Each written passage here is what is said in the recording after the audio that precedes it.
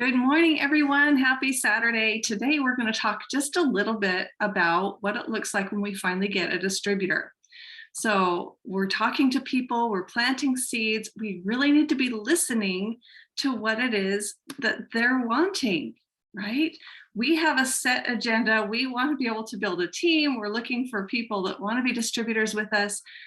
But we really need to be listening to people and their responses, because if they're not excited about this, if they're kind of being pushed into being a distributor, they're going to fall into different categories. And we're going to talk about those categories today. If they really are of a customer mindset and really just want to test the product and really want to just be on the product, it's fairly easy to upgrade them from a distributor or from a customer to a distributor. So let them stay a customer while they check out the product if they're not ready to run. Those first few weeks are really critical. There's bonuses tied around them, and we want them to be able to use that time properly. Don't be in such a hurry to try and get everyone to be a distributor just so you can hit a bonus. It's going to eventually come back on you, and you'll look at your team and you don't have anybody to work with. So it's important to listen. If they want to be a customer, let them stay a customer. The company's going to pay you double for having them in that customer role. And you don't have nearly the stress of trying to encourage them to action if they're not wanting to. It's kind of like herding cats or pushing a rope. You hear all the different analogies. It's very hard to push someone to something they don't want to do. So if they're in a customer role, they're happy, you're happy, and you have more focus on what it is you need to accomplish with the people that are ready. And you can really give your time to those that are ready to run. So that being said, if we push people into the role of distributor, because it's just a little bit to upgrade, it's just a little bit more, or you're going to get more product, or you're going to get more benefits, are we really bringing in a distributor, or are they still just a customer in distributors' clothing? That's a good question. Now what you've done is over time, you've cut your bonuses in half and you've set them up for potentially down the road quitting and saying, well, that didn't work. And we don't want those stories out there. We just want people in the distributor role that want to be there. So be aware of that. Sometimes we end up with customers that are called distributors because of one reason or another. Another grouping that they can fall into is distributor. Maybe we bring in a doctor and they just distribute to some of their patients, or we bring in this connector or that connector and they just are selling, right? They're selling to their distributor or to their people, their connections, their following. That's fine, that's volume, but they're not the builders that you're looking for. They're just distributing product. They're selling to customers. It's all good. That's a good step, and you can create a lot of volume with that, but don't focus all your effort on just finding the connectors that aren't builders. You want connectors that want to build teams, not necessarily that just want to sell to their grouping. Okay, so it's okay to talk to doctors. It's okay to talk to these people. Don't get me wrong. Just categorize them properly for what they are. You're going to find people that fall into the category of what we call incubator. And incubator is a tricky one because it can go this way or it can go this way. The point is, when they're incubating, your job as an upline is to keep them informed, keep them feeling loved, keep them warm and safe, like an incubation for a baby chick, right? You want to keep that chick warm and safe until it's ready to come out and be born. With an incubating distributor, it's a case of keeping them in the loop until life settles down enough that they're ready to build. That might be somebody who came in that was excited, that wanted to go all the way to the top or had lofty goals, and then all of a sudden disappears off the face of the earth because somebody gets COVID or somebody has a car accident or somebody gets sick or something happens or they go out of town.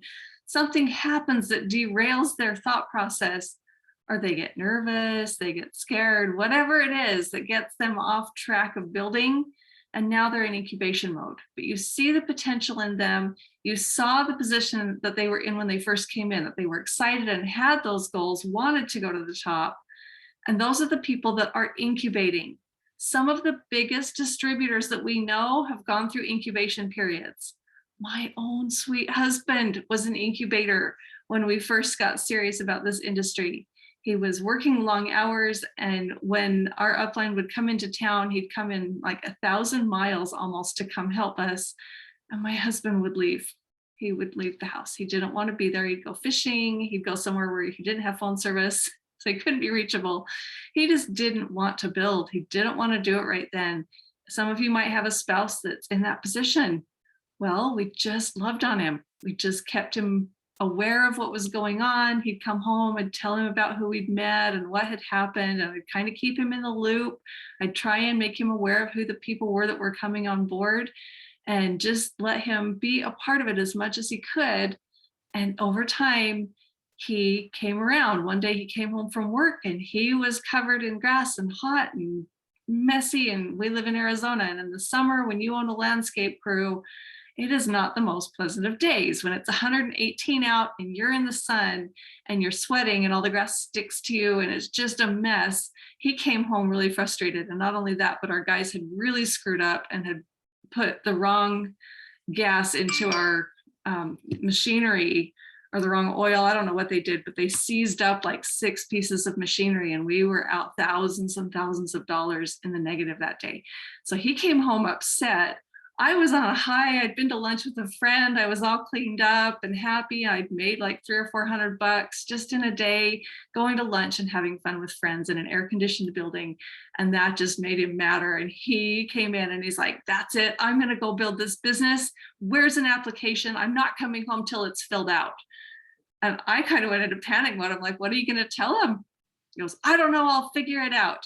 I know enough from what you've told me. I can get through. Well, I kind of kept him in the loop, right? So he knew a little bit about the products, he knew a little bit about the company, and he went out and started to build. And whatever the passion is that moves you, his was frustration, but it got him going, and he has not stopped since. He has loved this industry ever since. But that was a turning point for him. So don't give up on those people that are incubating. Just keep them loved and aware of what's going on. Make sure they know about events, make sure they know about calls. If you feel like you're inundating them with too much information, check with them and say, is it too much for me to tell you every week? Are you also hearing from corporate about the corporate calls? I don't want to be a bother. Is it better that I just check in once a month and let you know how things are going? Get a feel from them what they want, what they need to be able to feel like they're still part of the group. Okay, some people that you bring in are going to be what I call lovingly a doorway. And I love doorways. Doorways are somebody who puts you in front of a person or two, and one of them signs up, and that person puts you in front of a person or two, and somebody signs up, and that person puts you in front of a person or two, or maybe 3 or 4 or 5. And out of those, somebody signs up. What we've found is that when you're chasing doorways down, about every 5 levels, you'll find a magnificent builder. You'll find somebody that's up at night because they are so excited with what they have their hands on. They can't sleep. They're dreaming about what's going to happen. They're planning their retirement. They're making their lists. They're talking to people. They're building teams. And that's what you're looking for, is that builder. Those builders don't come just because you have someone who signs on the line as a distributor. All of these other categories can apply. And I hate to break it to you, but some of them might even fall into the category of quitter, because they just give up on themselves. They give up on their dream. They don't believe that they have it in them, or they don't believe in the opportunity enough to stay with it. And some of them will be quitters, but most of the people will fall into one of these other categories. So we've got customer, distributor, incubator, doorway, builder. What we're looking for is a builder in every leg. And however many people you have to go through to find a builder in every leg, it's worth it. And then you help that builder do the same process, or those 4 builders or 5 builders, or however many you've identified. You help them find their builder underneath them, because that's what it takes, is finding a leader, backed by a leader, and ultimately backed by a leader. And then you've got a stable business that will continue to grow and grow and grow, and your rank will go up and your check will go up, and it will start to be that unstoppable situation. So you've heard me talk about pushing the boulder to the top of the mountain if you've been around me for very long. But when you start, you're pushing that boulder all by yourself, and it's a very arduous journey. It's very hard. And if you stop, the boulder's going to roll back over you and crush you, and you have to start again. You might have to start from further back. If you had momentum and the boulder rolled back further than your start point, you might have to start from further back. But the builder inside of you that has that dream will be willing to do it. If you have to draw the line in the sand at any point and restart, then restart. But understand the journey, understand the different categories of these distributors that you're bringing in, and don't be frustrated with them if they fall into an incubator category. Love on them and realize that's not who you're looking for right now, but their time might come and they might be your biggest distributor. So just love on them. If it's a doorway, chase it to the next person and chase it to the next person. You'll know doorway because they're willing to talk to a few people, but they're really hesitant about a lot of things and they're just not quite sure, but they're willing to put you in front of somebody. Jump on that while it's hot, because that doesn't last very long with the doorway. You want to make sure that you're taking those leads quickly and getting to them as quick as you can so that they're still hot and ready. What you're ultimately looking for is that builder who has some people skills or is willing to learn them. Any of these qualities that I'm about to talk about can be learned. You don't have to have them all.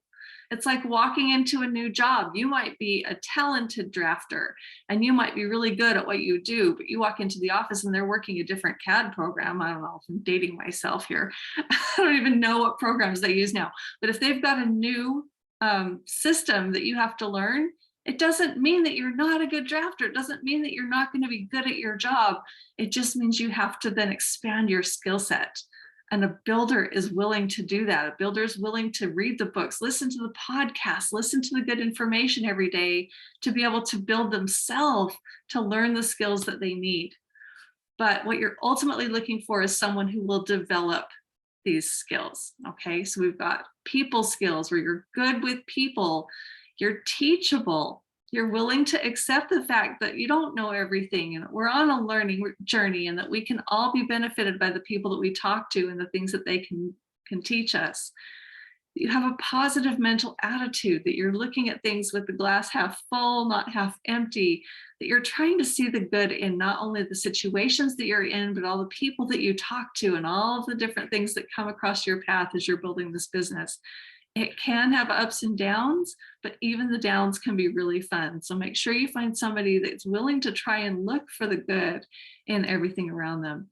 You want someone who has the ability to meet and connect with new people, that's willing to listen, that listens to other people, listens to their needs, listens to their pain points, and is willing to offer a hand in a way to bring a solution. Someone that's accountable, that says if they're going to be there, they'll be there. That doesn't take excuses, that's not making excuses, that's not looking for the easy way out, that's willing to do the things and go the distance. You want someone who's consistent, that's in this business, that's doing it day after day after day, that's not on again, off again. Oh, I'm going to build, I'm going to build, I'm going to build. And then they disappear for like 3 months and their team's going,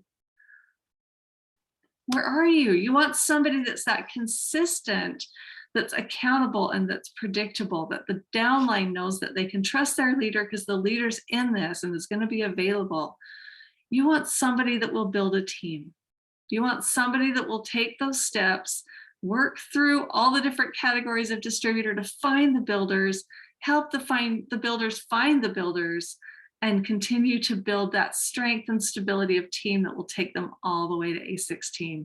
I hope this has been helpful. If you need to look at your group, once you know these guidelines, you should be able to look at your back office. I like to even draw it on a piece of paper. About once a month, I have to go through and get rid of about 50 papers because I'll have my team drawn all over the place in all different scenarios. And my office starts to look like a whirlwind went through it because I am a visual person, and just seeing it online, although it's visual, doesn't always help me. I like to get it on paper and really identify the leaders that I'm working with and see the spots where I have holes and see the spots where I need a builder. It doesn't mean there's no distributors there. Sometimes there's a whole bunch of distributors there. But if nobody's taking that building role, then I know that I need to go and find someone else to put in that role.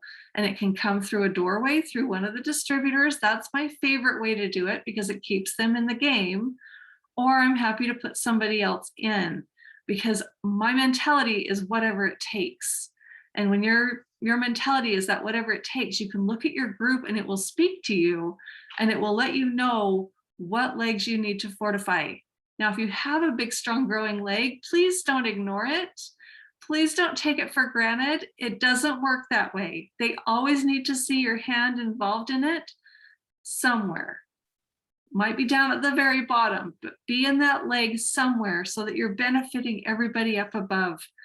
And then be putting your new people so your time can be spent somewhat in that big leg. Make sure you're saving some time and putting your new people in those other legs that need fortifying. Because ultimately, what's the goal? Builder in every leg, and help that builder be backed by a builder, backed by a builder. We do it 3 deep because if something happens and there's only one builder in that leg and something happens to that builder, then that leg has no momentum again.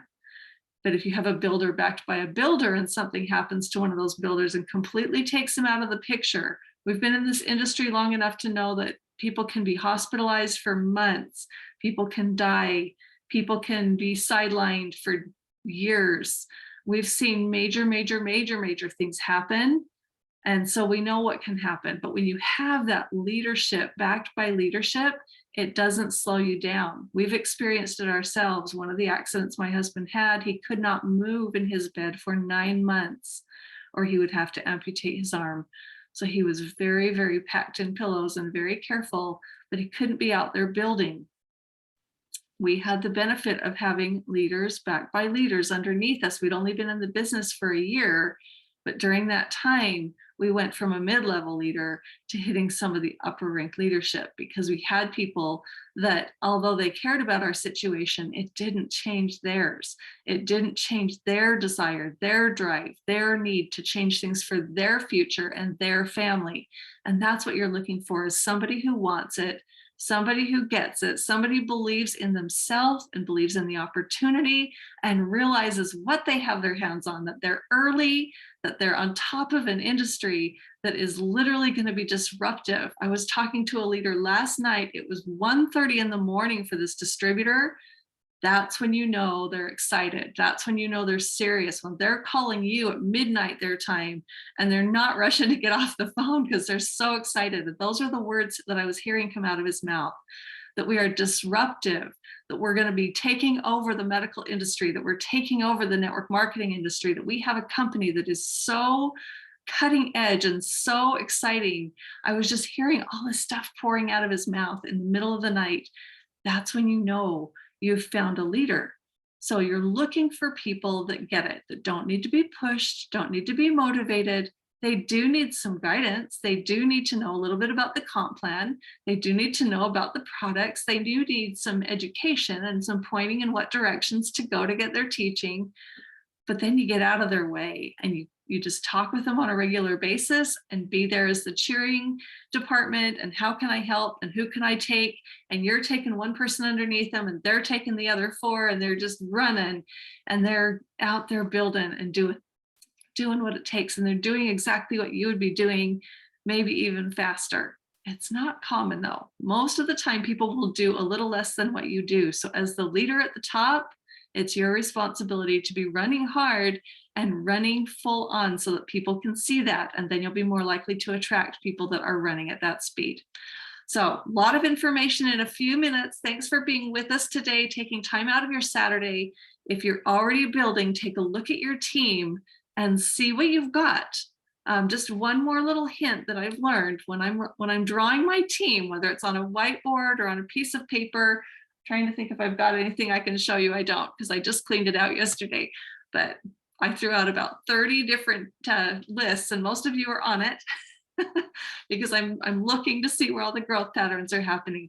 But when I have a leg that doesn't have a leadership builder that's taking that momentum and driving it and running hard, then I'm putting a circle at the bottom. So I know that I need to bring in somebody else, either through them or through my own list, but I'm making it a dotted circle.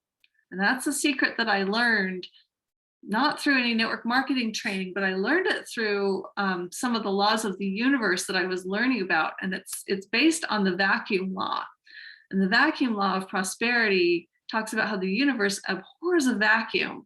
If you're ever at the beach and you see the ocean come in, it's going to fill in people's footsteps so fast, and that sand's going to just fall in. Even big castles that people have created have been known to fall, and within a couple of waves look like just a flat sandy beach again. The vacuum law is that the universe is going to fill in a gap. If you need more clothes, try giving away clothes and watch what happens. You'll hit a killer sale, somebody will drop off some extra clothes to you, you'll find a secondhand, something will fill that back in. If you need more money, make sure that you're giving, make sure that you're tithing, make sure that you're serving others. That's a whole nother conversation. I don't want to get long on this call, but it's based on that principle of creating a vacuum that needs to be filled. So a dotted circle fills much faster, we've seen over time, than a solid circle.